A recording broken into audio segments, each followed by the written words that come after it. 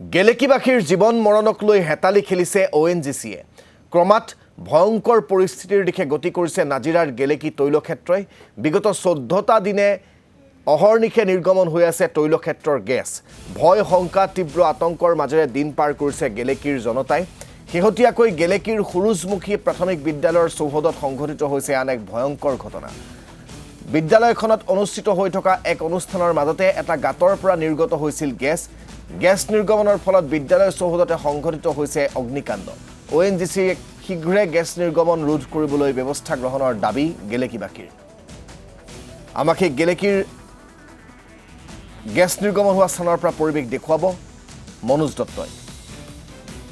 দেখিবলৈ পোৱা গৈছে গেলেকীৰ যি আদৰ্শ গাঁও বিষ্ণুপুৰ আদৰ্শ গাঁৱত আজি 13টাকৈ দিন অহৰহ নিৰ্গত হৈ আছে ভূগৰ্ভৰ পৰা গেছ। আৰু এই গেছ এতিয়া আতংকৰ সৃষ্টি হৈছে গেলেকীৰ বাবে, যিহেতু এতিয়া তেওঁলোকে নিদ্ৰা কৰিছে এই গেছে।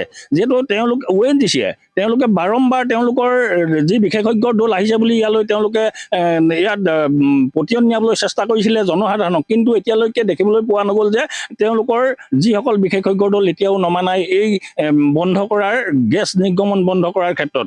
এতিয়া দেখিবলৈ পাইছে মোৰ সহযোগীয়ে দেখুৱাইছে ইয়াৰ পিছৰ পৰিৱেশ। ইয়াত দেখিছে ইয়াৰ মোৰ পিছফালে এটা ৱেল আছে। এই ৱেলটোত দেখিবলৈ পাইছে এইটো এটা পৰিত্যক্ত ৱেল, প্ৰায় বহুদিন ধৰি পৰি আছে এনেধৰণে এই ৱেলটো। এতিয়া ইয়াৰ পৰাই উৎস বিচাৰি তেওঁলোকে এনেধৰণে ইয়াত খন্দা পৰিলক্ষিত হৈছে। ইয়াতে কৰ্মৰত আছে এইসকল ৱেলৰ লোক বা ইয়াৰ যি কৰ্মচাৰী ONGC, তেওঁলোকে এটা নহয় দুটা নহয় কেইবাটা স্থানতো এনেধৰণে ৱেল খনন চলাই তেওঁলোকে ৱেলৰ ছাইডসমূহৰ পৰা তেওঁলোকে গেছৰ উৎস বিচাৰি বন্ধ কৰিবলৈ চেষ্টা কৰিছে। কিন্তু এটা কথা উল্লেখ কৰিব লাগিব, ইয়াৰ যি স্থানত গেছ নিৰ্গমন হৈ আছিলে আজি বহুদিন ধৰি তাৰ কাষতো এটা ৱেল তেওঁলোকে এনেধৰণে বন্ধ কৰাৰ প্ৰয়াস চলাইছিলে। ইয়াতে বিভিন্ন দল সংগঠনৰ লোক উপস্থিত হৈছে আৰু তেওঁলোকৰ পৰা আমি জানিবলৈ চেষ্টা কৰিম যে কি হৈছে প্ৰকৃততে। ইয়াতে আজি বহুদিন ধৰি এনেধৰণে গেছ নিৰ্গমন হৈ থকাৰ পাছতো ONGCয়ে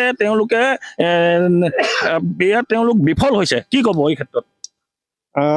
এইটো এটা খুব গৰিহণাযোগ্য ONGCয়ে কাম কৰিছে। আৰু দ্বিতীয় কথা হৈছে কি, এই ঘটনাটোৰ ওপৰত যিজন মানুহক কিশোৰ কুমাৰ বুলি কয় যিজন মানুহ আছে, তেওঁক এটা ইনচাৰ্জ হিচাপে দিছে। কালি মই প্ৰায় তেওঁলোকৰ আধা ঘণ্টাৰ ওপৰত কথা পাতিছোঁ। তেওঁ কৈছিলে যে আজি যিকোনো ওপৰত তেওঁ আহিব। আজি এতিয়া প্ৰায় 10বাৰৰ ওপৰত ফোনত কথা পাতিছোঁ, তেওঁ কোনো ফোনটো ৰেছপণ্ড কৰা নাই। গতিকে এই কথাটো খুব দুখৰ বিষয় হৈছে। আৰু ইয়াৰ যিকেইজন অফিচাৰ আছে আপোনালোকে নিজে দেখিছে, আমি তেওঁলোকক কথা পাতিব বিচাৰোঁ, তেওঁলোকে কোনো কথা পতাৰ সুবিধা দিয়া নাই। গতিকে এইটো কি বিষয় হৈছে আমি একো জানিবলৈ তেওঁলোকৰ পৰা পোৱা নাই। এতিয়া ডাঙৰ কথাটো হৈছে কি, এতিয়া তেওঁলোকে যিটো ৱেলত তেওঁলোকে এইটো খনন কাৰ্য কিবা কিবি চলাই আছে, আমি বিশেষ সূত্ৰে জানিব পৰা মতে ইয়াত স্কেবিনৰ কৰিবলৈ আহোঁতে তেওঁলোকৰ দুডাল বাৰ ইয়াত ফচি আছে।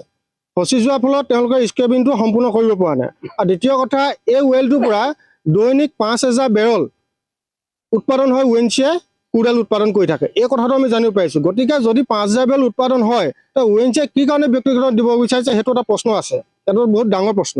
এতিয়া দ্বিতীয় কথাটো হৈছে, যদি তেওঁলোকে এনেকৈ কৰি থাকে তেতিয়াহ'লে আমাৰ গেলেকী অঞ্চলত যে এটা বিপদজনকমুখী হ'ব, দ্বিতীয় যে বাগজান সৃষ্টি হ'ব, এইটো শুদ্ধ কথা।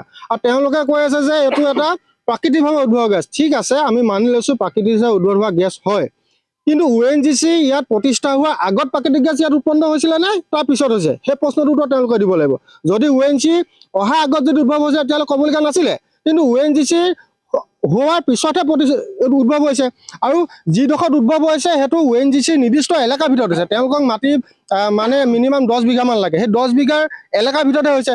তাৰ বাহিৰত যিখিনি হৈছে, আজি আমি য'ত চিকিৎসা শিবিৰ আমাৰ গেলেকী খণ্ড প্ৰাথমিকৰ লগত যোগাযোগ কৰি যিটো চিকিৎসা শিবিৰ কৰা হৈছিলে, এই চিকিৎসা শিবিৰ কৰি থকা যিখন সুৰুজমুখী প্ৰাথমিক বিদ্যালয় আছে, প্ৰাথমিক বিদ্যালয়ৰ একদম যিটো ৰন্ধনঘৰ কাষতে জুই জ্বলিছে। গতিকে এইটো এটা খুব পৰিতাপৰ বিষয় হৈছে। আৰু আমিও গম পোৱা নাছিলোঁ। এজন বন্ধুৱে ক'লে যে জুই জ্বলিছে, তেতিয়া আৰু সেইটো সময়ত আৰু এজন ভাল কথা আছিলে, তেওঁলোকৰ ONGC বিষয়া আমাৰ তাত উপস্থিত আছিলে। উপস্থিত থকা তৎমুহূৰ্তত ফায়াৰ গাড়ী নিমন্ত্ৰণ কৰি দিয়াৰ লগত হয়তো তেওঁলোকে জুইটো নিৰ্বাপন কৰিবলৈ সক্ষম হৈছে। যদি সদায় এনেকৈ হৈ থাকে, আজি ইয়াত ওলাইছে, কাইলৈ তাত ওলাইছে, কাইলৈ কাৰোবাৰ ঘৰত ওলাব, কোনো গম নাপাব, ভিতৰত ৰন্ধন কৰি থাকিব, জুই জ্বলি যাব। গতিকে এই ব্যৱস্থাটো কোনে ল'ব? গতিকে এইটো এটা ডাঙৰ প্ৰশ্ন হৈছে।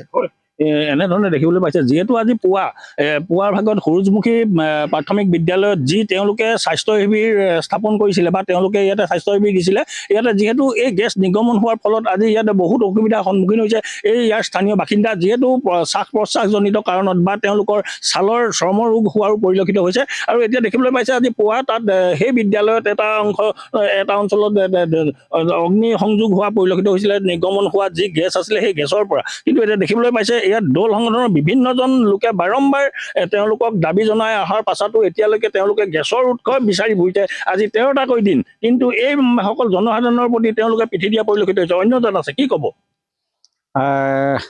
আচলতে এটা পৰিতাপৰ কথা, ONGCৰ দৰে এটা মহাৰত্ন প্ৰতিষ্ঠানে গেলেকীত 1969 চনৰ পৰাই খনন আৰু উৎপাদন কৰি আহিছে। কিন্তু গেলেকীৰ ৰাইজৰ এটা দুৰ্দশাৰ সময়ত তেওঁলোকে তৎকালীনভাৱে যিখিনি কাম কৰিব লগা আছিল তেওঁলোকৰ তেনেকুৱা উপযুক্ত পৰিমাণৰ সা সঁজুলি নাই বুলিয়ে আমি ক'ব লাগিব। যিহেতু আজি 13-14 দিন উকলি যোৱাৰ পাছতো তেওঁলোকে যিটো গেছ নিৰ্গম হৈ আছে ভূগৰ্ভ ফালি, সেই নিৰ্গম হোৱাৰ তেওঁলোকে বন্ধ কৰিবলৈ সক্ষম হোৱা নাই। গতিকে ইয়াৰ পৰা গেলেকী অঞ্চলটোৰ প্ৰতিজন ৰাইজৰ কাৰণে, জীৱকুলৰ কাৰণে এটা ভাবুকি সৃষ্টি হৈছে। গতিকে আজি যিটো চিকিৎসা আমি সূৰুযমুখী প্ৰাথমিক বিদ্যালয়ত আমাৰ অসম জাতীয়তাবাদী যুৱ ছাত্ৰ পৰিষদ আৰু অল ৱৰ্কাৰ্ছ ইউনিয়নৰ তৰফৰ পৰা যিটো আমাৰ গেলেকী স্বাস্থ্য খণ্ডৰ সহযোগত স্বাস্থ্য শিবিৰ অনুষ্ঠিত কৰা হৈছিল, তাত আজি 22জন ৰোগীক ধৰা পেলাইছে ডক্টৰে যে তেওঁলোকক আমি উশাহ নিশাহ লওঁতে কষ্ট পাইছে, তেওঁলোকক মানে অন্য মেডিকেললৈ তেওঁলোকক ৰেফাৰ কৰিছে। গতিকে তাতকৈ এটা যিসকল এতিয়াও চিকিৎসাৰ কাৰণে যোৱা নাই তেওঁলোকে আগবাঢ়ি আহক, তেওঁলোকৰ স্বাস্থ্য পৰীক্ষা কৰক, নহ'লে অনতি পলমে ইয়াৰ এটা ভয়ংকৰ পৰিস্থিতিৰ কাৰণে সাজু হ'ব লাগিব আমাৰ গেলেকীবাসী ৰাইজ। নহ'লে মানে ONGCক আমি স্তব্ধ কৰি দিব লাগিব। যিহেতু তেওঁলোকে যদি তৎকালীনভাৱে ইয়াৰ সমাধান সূত্ৰ উলিয়াব নোৱাৰে তেতিয়াহ'লেতো গেলেকীবাসী ৰাইজে এটা ভয়ংকৰ বিপদৰ সন্মুখীন হ'ব। হয়, এনেধৰণে দেখিবলৈ পাইছে প্ৰত্যেকজনে এটাই কথা তেওঁলোকৰ যে এনেধৰণে ধন্যবাদ জ্ঞাপন কৰিছোঁ।